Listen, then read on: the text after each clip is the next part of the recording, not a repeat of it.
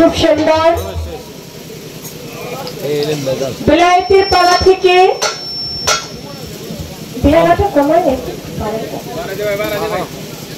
গান রাখলেন অতল জলে মানিক পাবি হইলে ডুবরি তৌহিদ সাগর কঠিন পারে।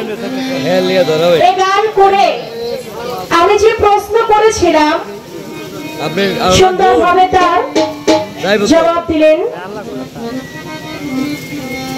আমার কাছে প্রশ্ন রাখলেন, প্রশ্নটার যে আমার হুজুর পাক সাল্লাল্লাহু আলাইহি সাল্লাম তিনি একটা চাদর মুড়ি দিয়ে বসে আছেন। এক লোক এসে বললেন, ইয়া রাসূলুল্লাহ আপনার নবুয়ত দেখতে চাই। তখন তাকে নবুয়ত দেখাইলেন। কাকে দেখাইলেন? তার নাম ছিল কি? আমি জবাব করব। আগে একটি গান এখান থেকে আগে রাখছি, তারপরে আমি তার জবাব দেওয়ার চেষ্টা করব।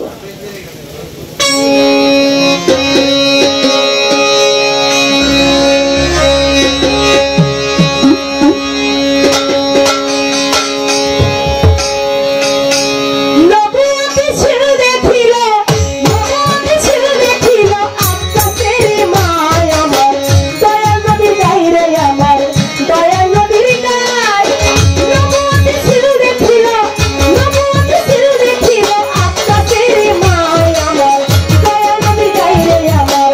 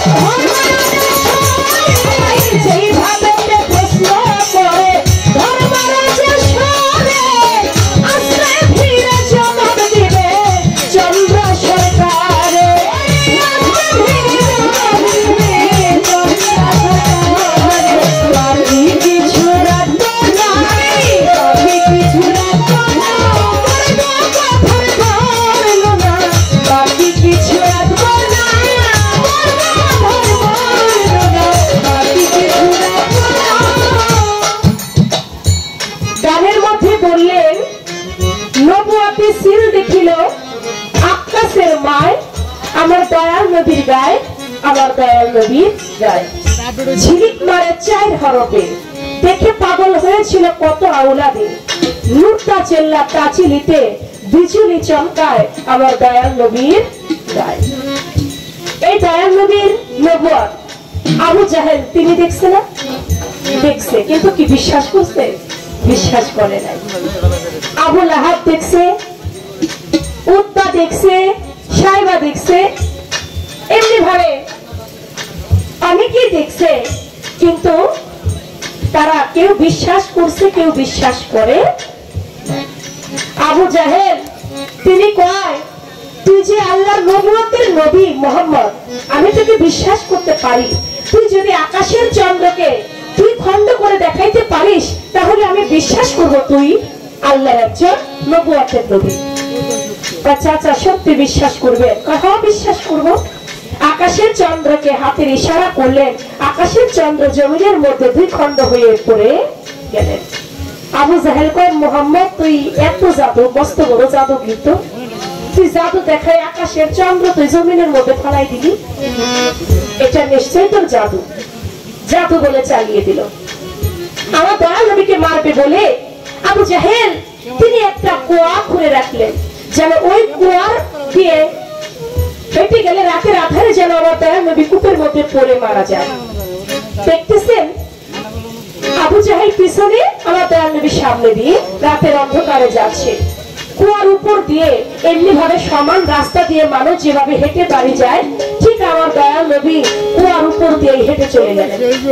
আবু জাহেল এটা কেমনে সম্ভব? আমি কুয়া খুঁড়ে রাখলাম আর কুয়ার উপর দিয়ে হাইটে গেল, কুয়ার মধ্যে পড়লো না, দেখি তো আমি একটু হেঁটে আমি পড়ি কিনা। আবু জাহেল কি করলো? তিনিও কুয়ার উপর দিয়ে হেঁটে যাইতে লাগলো। যখন কুয়ার উপর দিয়ে হেঁটে যাইতে লাগলো, আস্তে করে নিজের কুয়ার মধ্যে নিজেই পড়ছে। এজন্য মুরব্বীরা বলে, পরের জন্য কুয়া খুলে সে কুয়ায় নিজেরই পড়তে। আবু জাহেল নিজেই পড়ে গেছে। রাত্র চলে গেছে, সকালবেলা মানুষজন রাস্তা দিয়ে যাওয়া আসা করে। আবু জাহেলকে দেখে বলতেছে, কি ব্যাপার আবু জাহেল, আপনি কুয়ার মধ্যে পড়ে আছেন, কারণ কি? কয়, কুয়ার মধ্যে তো আমি পড়ে যাই নাই রে, আরে কুয়ার গভীরতা কতটুকু এটা একটু মাপতে আসছি। মাপছেন না? মাপছি তো, এবার উঠেন। উঠতে তো পারি না। উঠতে পারেন না, এটা কেমন হলো? একটা কাজ করো, তোমরা একটা রশি নিয়ে আসো। কয় হাত? 10-12 হাত একটা রশি আনলেই হবে। 10 হাত একটা রশি এনেছে, কূপের মধ্যে ধরেছে। আবু জাহেল হাত দিয়ে ধরতে যায়, রশি ধরতে পারে না, বাকি থাকে আধা হাতের জন্য ধরতে পারলো না। বলে, কি একটা ছোটখাটো রশি নিয়ে আসছিস, আমি তো ধরতে পারি না, বড় একটা রশি নিয়ে আয়। বড় 20 হাত একটা রশি এনেছে, কূপের মধ্যে ধরেছে, ধরতে যায়, বাকি থাকে আধা, ধরতে পারে না। 40 হাত একটা রশি ফেলা হয়েছে, রশিটা ধরতে যায়, বাকি থাকে আধা, রশি আর ধরতে পারে না। এইদিকে আমার দয়াল নবী যাচ্ছে। চাচা কি ব্যাপার, এখানে এত রশির আয়োজন? মুহাম্মদ রে, কূপের তো কুয়া তো বেশি গর্ত না, কিন্তু আমি রশি ধরতে যাই, 10 হাত ফেললেও আধা বাকি থাকে, 20 হাত রশি ফেললেও আধা বাকি থাকে, 40 হাত রশি ফেললেও আধা বাকি থাকে, আমি যে রশি ধরতে পারি না, কারণ কি? চাচা 10 হাত রশিও লাগবে না, 20 হাত, 30 হাত, 40 হাত রশিও লাগবে না চাচা। এই কূপে থেকে উঠার একটা দোয়া আছে, ওই দোয়াটা যদি আপনি পাঠ করেন, সঙ্গে সঙ্গে আপনি উঠে যাবেন। বলে, কি দোয়া? তুই যেইটা পড়তে বলস, যেই দোয়া পড়তে বলস না কেন, আমি সব পড়বো, তুই আগে আমারে উঠা। আমার দয়াল নবীর 20 হাত রশি লাগে না, 40 হাত রশি লাগে না ধরায়, রহমতের হাতখানা নবী আমার বাড়াইয়া দেয়। হাতটা যখন আবু জাহেল পাইল, অমনি করে থাপা দিয়া ধরলো, হাত ধরে আবু জাহেল বাজার জমিনে উঠে গেল। যখন জমিনে উঠে গেল, এখন আমার দয়াল নবী বলে, চাচা আপনি বলছিলেন, আপনি যদি আপনাকে যদি কূপে থেকে উঠাই, আপনি তাহলে আমি যা পড়তে বলি আপনি তাই পড়বেন। চাচা আমার তো ২০-৪০ হাত রশি লাগলো না, আমি শুধু হাত বাড়াইলাম, আপনি উঠে গেলেন। চাচা এবার পড়েন। বলে কি পড়বো? বলে লা ইলাহা ইল্লাল্লাহ মুহাম্মদ রাসূলুল্লাহ। আবু জাহেল কয় মুহাম্মদ, এটা তো কূপের মধ্যে পড়ার দোয়া ছিল, এখন বিপদের মধ্যে দোয়া ছিল, এখন তো কূপে থেকে উঠে গেছে, এখন আর পড়ার কোনো দরকার নাই। দেখেন দয়া নবী নবুয়তের মাঝে যা দেখছে, নবুয়ত দেখছে, তারপরও আবু জাহেল বিশ্বাস করে। আবু জাহেল কি মারা গেছে? আমাদের সমাজে এখন আবু জাহেল যারা নবী মুখে মুখে বিশ্বাস করে কিন্তু অন্তরে মানে না। নবীর কথা বলবে, সবকিছু বলবে, কিন্তু যে নবী অতি বেশি বেশি বলছে তোমরা যারা আমাকে মহব্বত করো তারা বেশি বেশি আগে আমার পাঞ্জাতের মহব্বত করো, তাহলে বায়াতকে মহব্বত করো, তাহলে আমি নবীর প্রতি মহব্বত হবে। আমরা নবী মানি কিন্তু আহলে বায়াত মানি না। ইমানদার সে যার নবীর প্রেম যার হৃদয়ে আছে। যার হৃদয়ের মধ্যে নবীর ভালোবাসা নাই, নবীর মহব্বত নাই, সে কখনো ইমানদার হইতে পারে না। আমার নবী বলেছেন যারা আমার পাঞ্জাতনদেরকে ভালোবাসলো তারা যেন আমাকেই ভালোবাসলো। বাজার আমরা সেই আহলে বায়াতকে ভালোবাসতে পারলাম না। একদিন কথায় কথা চলে আসে, জিবরাইল আলাইহিস সালাম জান্নাত থেকে 5 টুকরো কাপড় নিয়ে এসেছে। 5 টুকরো কাপড় এনে 1 টুকরো কাপড় দিলেন। লক্ষ্য করে শুনবেন বাবা, পালা গান তো, এটা বড় জ্ঞানের গান। শুধু গান শুনলে হবে না, দুই একটি কথাও ভালো কথা শুনতে হবে। জান্নাত থেকে জিবরাইল আলাইহিস সালাম 5 টুকরো কাপড়, কাপড়ের কাপড় নিয়ে আসছে, আমার দয়াল নবীর হাতে দিয়েছে। ওই 1 টুকরো কাপড় দিলেন কাকে? আমার মা ফাতেমাকে। বলে মা ফাতেমা এই 1 টুকরো কাপড় তুমি নাও। নিলেন। আর 1 টুকরো কাপড় দিলেন হাসান আলাইহিস সালামকে। হাসান আলাইহিস সালাম নিলেন। হাসান আলাইহিস সালাম নিলেন। আরেক টুকরো কাপড় দিলেন হযরত আলী করিমুল্লাহ ওয়াজহুকে। আরেক টুকরো কাপড় আমার দয়াল নবী তার নিজের জন্য রাখলেন, কিন্তু হুসাইনকে কাপড় দিল না। আমার মা ফাতেমা বলল, বাবা আপনি সবাইকেই কাপড় দিলেন, কিন্তু আমার হুসাইনকে তো কাপড় দিলেন না। ফাতেমা রে, কাপড়ের কাপড় তো সে পায় যার মৃত্যুর পরে তার জানাজা হয়, মৃত্যুর পরে যার গোসল দেওয়া হয়, যার জানাজা দেওয়া হয়, কাপড়ের কাপড় তো সে পায়, সে ব্যতীত তো পায় না। আমার হুসাইন তার এমন ভাবে মৃত্যু হবে, তার দেহ থেকে তার কল্লাটা আলাদা হয়ে যাবে, তাকে কাফের বেদিনরা এমন ভাবে মারবে, মারতে মারতে তার দেহ থেকে কল্লাটা ছিঁড়ে করে ফেলবে। বাবা তাহলে কি আমার হুসাইনের কাপড়ের কাপড় পাবে না? না, আমার হুসাইনকে মারবে কারা? কারা তার কল্লাটা আলাদা করবে? আপনি নবী থাকতে আপনার নাতি হুসাইন তার গায়ে আঘাত করবে, আপনি সেদিন নবী হয়ে আপনি হুসাইনকে বাঁচাবেন না? তাই মা ফাতেমা রে, আমি তো হুসাইনের আগেই ধরা ধাম ছেড়ে চলে যাব। তো বাবা আপনি যদি না থাকেন ওই কারবালার ময়দানে, তাহলে হযরত আলী হুসাইনের তো বাবা, সে তো থাকবে, সে তার সন্তানকে বাঁচাবে। তাই মারে হযরত আলীও সেদিন থাকবে না, হযরত আলীও সেদিন চলে যাবে। তো বাবা তাহলে ভাইয়ের বিপদে তো ভাই আগায় যায়, তাহলে হুসাইনের যে বড় ভাই হাসান, সেদিন হাসান আগায় যাবে, ভাইকে আঘাত করতে দেবে না। মানে ফাতেমা সেদিন হাসানও থাকবে না। বাবা সেদিন আপনি থাকবেন না, সেদিন তার বাবা হযরত আলী থাকবে না, সেদিন হাসান থাকবে না।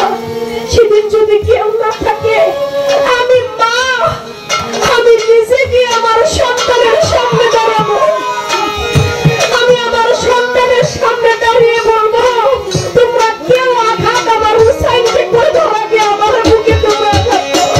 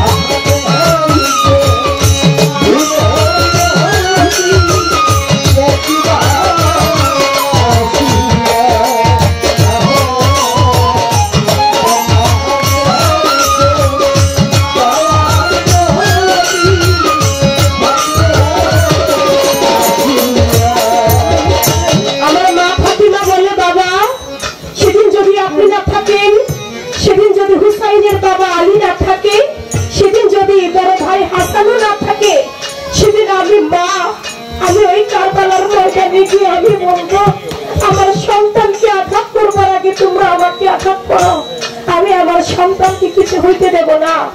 আমার দয়াল নবী কেঁদে কেঁদে বলে, মা ফাতেমা রে, সেদিন তুমিও থাকবা না, আমার 6 মাস পরে তুমিও চলে আসবা। বলে বাবা, তাহলে কে বাঁচাবে সেদিন আমার হুসাইনকে?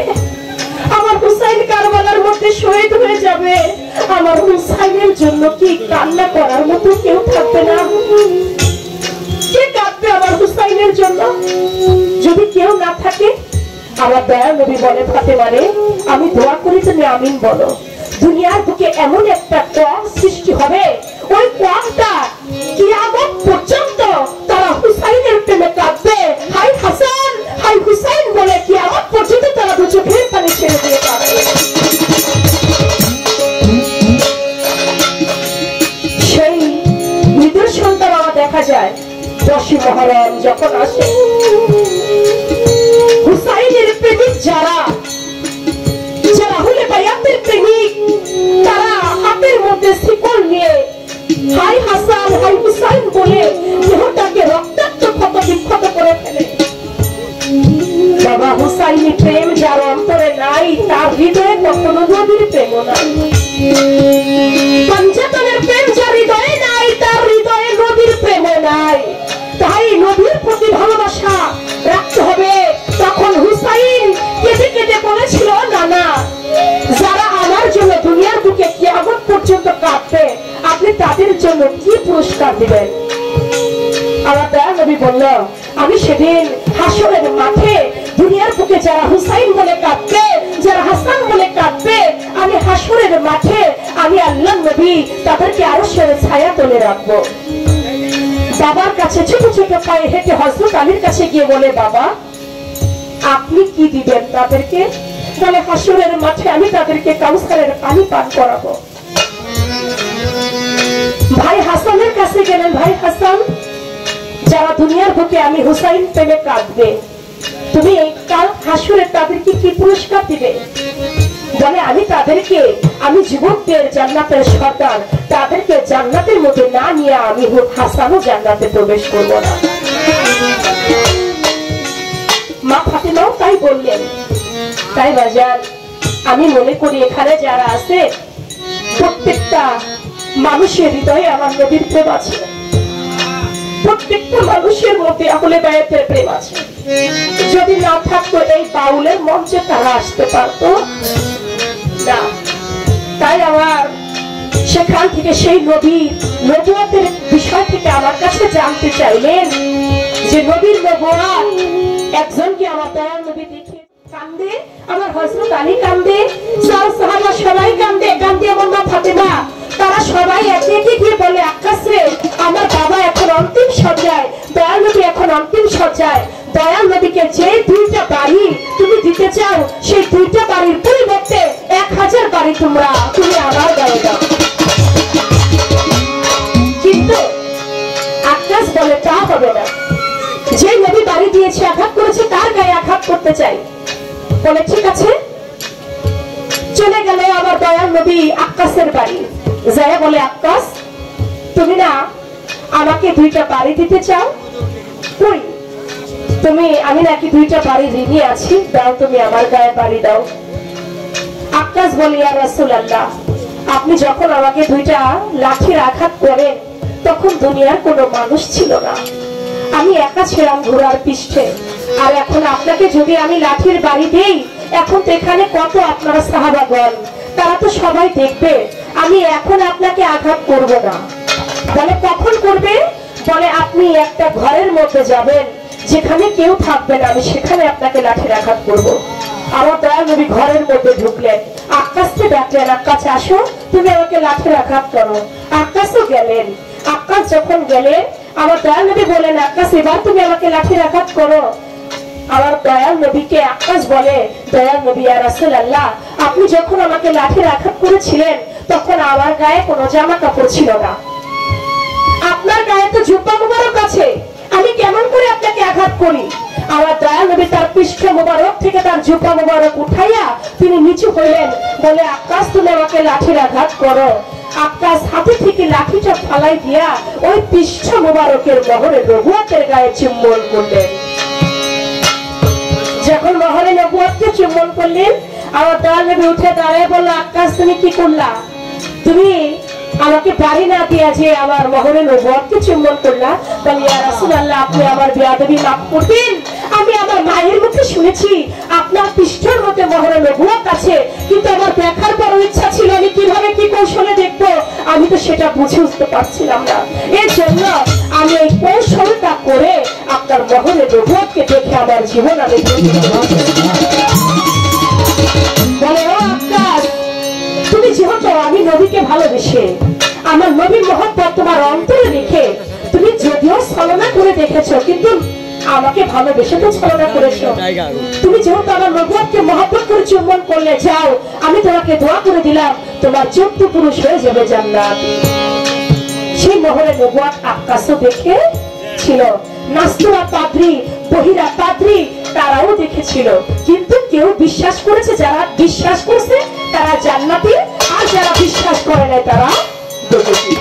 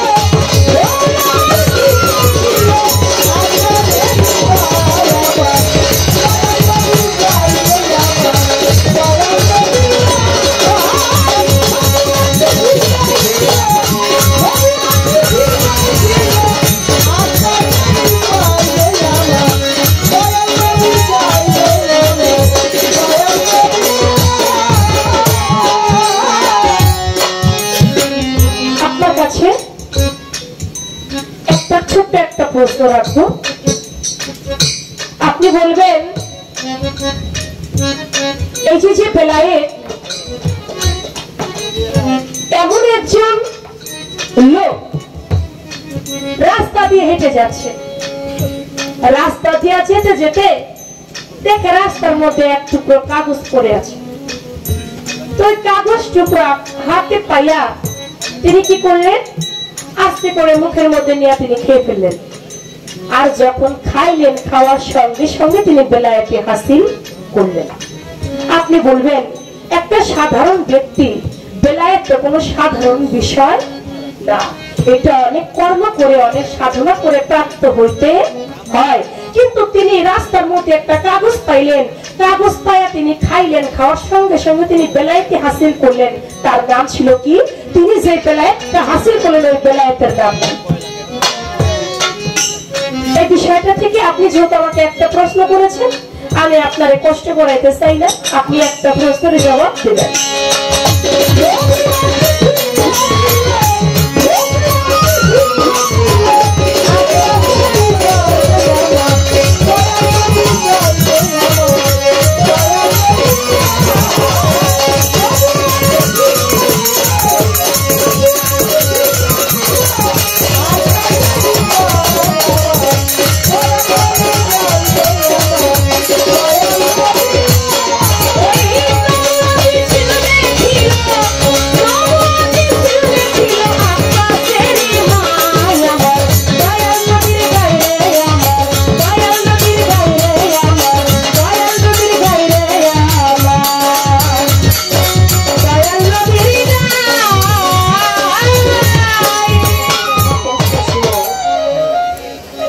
চমৎকার ভাবে আমার বোন জবাব করে,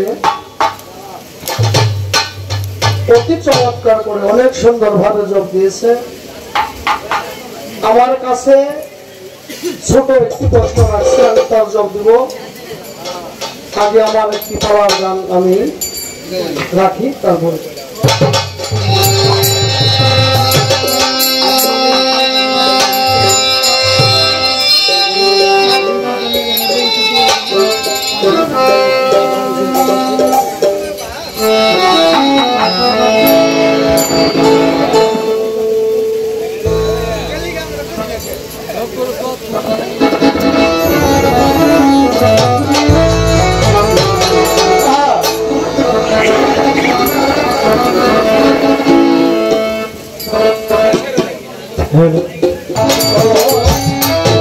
বিষয় সত্য তত্ত্বের কাছে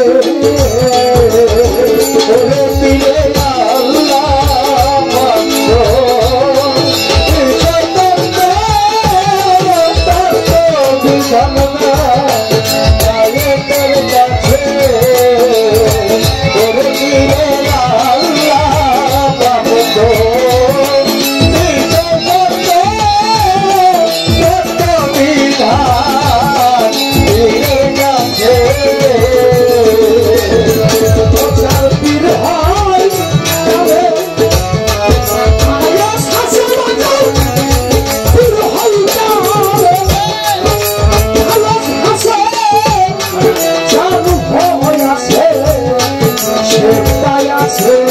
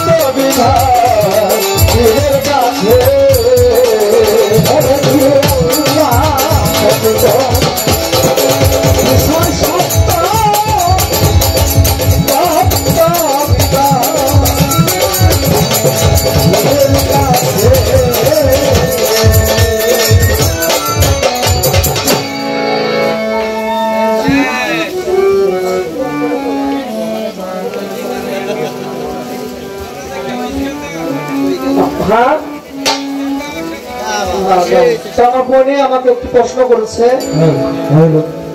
একজন ব্যক্তি রাস্তা দিয়ে হাইটা যাইতেছে, একটা কাগজের টুকরা, একটা কাগজ রাস্তায়, ওই কাগজটা লোকটা পেল, কাগজটা নিয়েই সঙ্গে সঙ্গে ব্যক্তি খেয়ে ফেলছে, খাওয়ার সঙ্গে সঙ্গে ডায়রিয়া প্রাপ্ত হয়ে গেছে।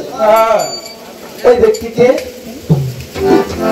আমার নামটা স্মরণ রাখতে, ব্যক্তি ছিল আমার বড় পীরের একজন ভক্ত।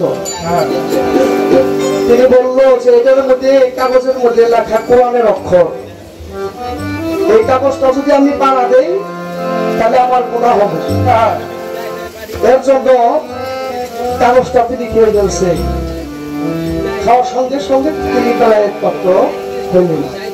যেমন আমার দয়াল নবীর এক গ্লাস পানি খেয়ে অর্ধেক পানি রাখছে, অর্ধেক পানি পান করছে হাসান বসরি, সঙ্গে সঙ্গে বেলায় প্রাপ্ত হয়েছে। কোরআনের অক্ষর লেখা ছিল, আমি সব করলাম।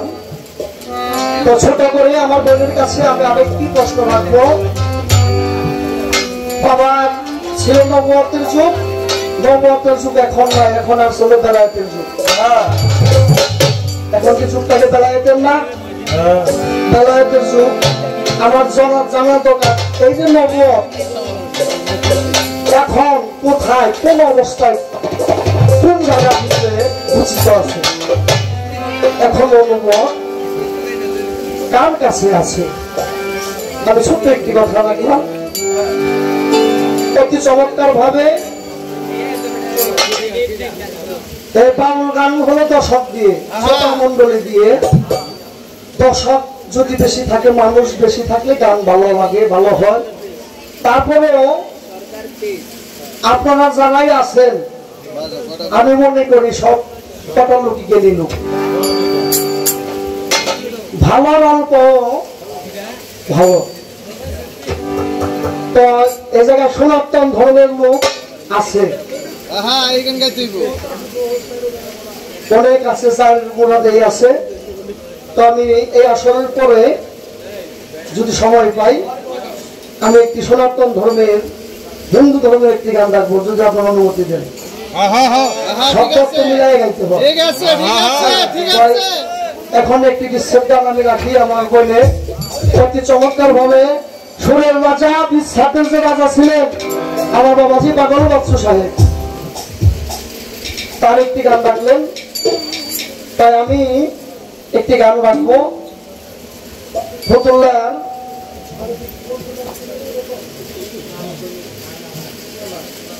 সে ফতুল্লার বড় আবু সরকার সাহেব ডাক দিবে, বলা যাবে না। এই যে গান গাওয়ার জন্য আসছি, আর বাড়িতে ফিরানো যাইতো পারি, আসার সিরিয়াল আছে, যাওয়ার কোন সিরিয়াল নাই। কে কখন চলে যাব, যাকে ডাক দিবে তারই যাইতে, যাওয়া কোন মা নাই। আমার দয়াল নবীর একজন ভক্ত ছিলেন, ভক্ত কি আসে, যার নাম ছিল আশিকে রাসূল, যার নাম ছিল ওয়াজ করণী। এই ওয়াজ করণী রাসূলকে চর্ম চোখে একদিনও ভালোভাবে দেখে নাই। আমার রাসূলকে অন্তর মহব্বত করছে, আমার রাসূলকে ভালোবেসে গেছে। যার নাম ছিল ওয়াজ করুন। আমার দয়াল নবী বলছে, আমি যেদিন বিদায় নিব, উঠাত নিব, আমার গায়ের জামাটা তোমার ওয়াজ করে নিয়ে দিবে। আমার দয়াল নবী যখন উঠাত নিলেন, জামাটা নিয়ে হযরত আলী, আবু বকর সিদ্দিক, ওসমান গনি, ওমর ফারুক তারা রওনা হয়েছে ওয়াজ করে নিয়ে জামা দেওয়ার জন্য। অনেক বড় একটা হিস্টোরি, আমি সংক্ষেপে বলবো। ওয়াজ করে নিয়ে যায় যখন জামা দেয়, তখন বলে আপনি কে? হযরত আলী। তো মা ফাতেমা স্বামী, আপনি দয়াল নবীর জামাটা, আপনার মুখে 32টা দাঁত, সবগুলো দাঁতই আছে। আর দেখেন, আমি শুনছি উহুদের যুদ্ধে আমার দয়াল নবীর একটা দন্ত শহীদ হয়েছে। আমি একটা দন্ত আমার মুখের মধ্যে রাখিলেন, আমি সব দাঁত ফেলে দিচ্ছি। দয়াল হযরত আলী লজ্জা পেলে জামা দিয়ে আসে। এলাকার মানুষ বলে, এটা তো জানতেন পাগল না। হযরত আলী এসে মদিনার প্রেসিডেন্ট ওমর ফারুক, আবু বকর সিদ্দিক, ওসমান গনি সবাই আসছে, জানতেন পাগল না। সবাই বলে, ওই ফোরাত নদীর পারে পাগল থাকে পাহাড়ের চূড়ায়। অনেকে কয়, বাবা আমার টাকা পয়সা নাই, তো আল্লাহ দিব, হয়ে যায়। বিয়ে দিতে পারে না, দোয়া করে হয়ে যায়। ওয়াজ করে কয়, এই পাগলের তলে আর আমি, গাওয়ার তলে আর আমি থাকতে পারবো না। তখন ওই জায়গা থেকে গেল ফোরাত নদীর পারে। আমি দয়াল নবীর তো চর্ম চোখে দেখলাম না, তো আমি জানি দয়াল নবীর একজন আহলে বায়াত আছে, যার নাম হলো হযরত আলী, আলী করিমুল্লাহ হুজুর। আমি আলীর কাছে মুরিদ হব। তখন মুরিদ হইলেন। ফোরাত নদীর পারে তিনি ওই পানিতে উঁচু করে ইবাদত করে। গভীর রাত্রে কিছু ঘোড়া ফোরাত নদীর পার দেওয়া যায়, ওয়াজ করে নিজে দাঁড়াইছে, তোমরা কারা, কই যাও? সিলপিনের ময়দানে মাবিয়ার সাথে হযরত আলীর সাথে যুদ্ধ লাগছে, আমরা হযরত আলীর সৈনিক, আমরা যুদ্ধে যাইতেছি। তখন ওয়াজ করনি বলে, আমিও হযরত আলী একজন সৈনিক, আমাকে সঙ্গে করে নিয়ে দাও। তাহলে তুই পাগল মানুষ, তোর শরীরে মাংস নাই, যুদ্ধ জানা করা তার গায়ে শক্তি থাকতে হয়, তোর কোনো শক্তি নাই, আমি যাবো। তখন ওই পাগল গেছে যুদ্ধের মধ্যে যাইয়া, পাগল এমন ভাবে ভাবিয়ার সৈন্যদের কাটতেছে, ওর সাথে কেউই পারে না।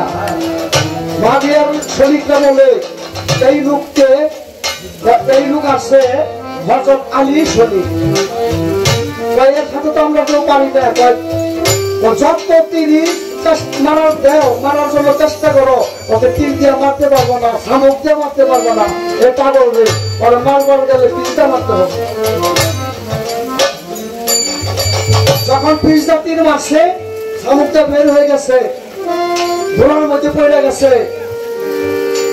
ওয়াজ করে বলে, ঘোড়া নেই আমার মনে হয়, আর আমি আর আমার পরম পাখি মনে হয় এখনই বের হয়ে যাবে, আমি মনে আর বাঁচবো না। তোর কাছে একটা অনুরোধ, যেই জায়গা আমার দয়াল আছে, তুই আমার ওই জায়গার মধ্যে নিয়ে বলা। যেমন লোক তেমন তার ঘোড়া। সেই ঘোড়া ওয়াজ করনিকে হযরত আলী যেই তাঁবুর ভিতরে ছিল, ওই তাঁবুর ভিতরে যাইয়া, তাঁবু ভিড়া যাইয়া ওয়াজ করনিকে হযরত আলীর ঘোড়ের মধ্যে নিয়ে ফেলাইছে। হ্যাঁ, সবজিটা উপরে উঠে গেছে। হযরত আলী দেখে যে আর বাঁচবে না, ওই যিনি আমার আর ওয়াজ করনি হযরত আলীর মধ্যে তাকাইয়া দিয়েছে। হযরত আলী দেখতেছে, এই আমার হযরত মুহাম্মদ রাসূলুল্লাহ সাল্লাল্লাহু আলাইহি ওয়াসাল্লাম। সুবহানাল্লাহ। আলীর মুখ দেখে যে আলীকে দেখলো সে আমার রাসূলকে দেখলো, আর যে রাসূলকে দেখলো সে আল্লাহ দেখা আর বাকি থাকে না। ওই দেখতে দেখতে তার পরম পাখি বাইরে হয়ে গেছে।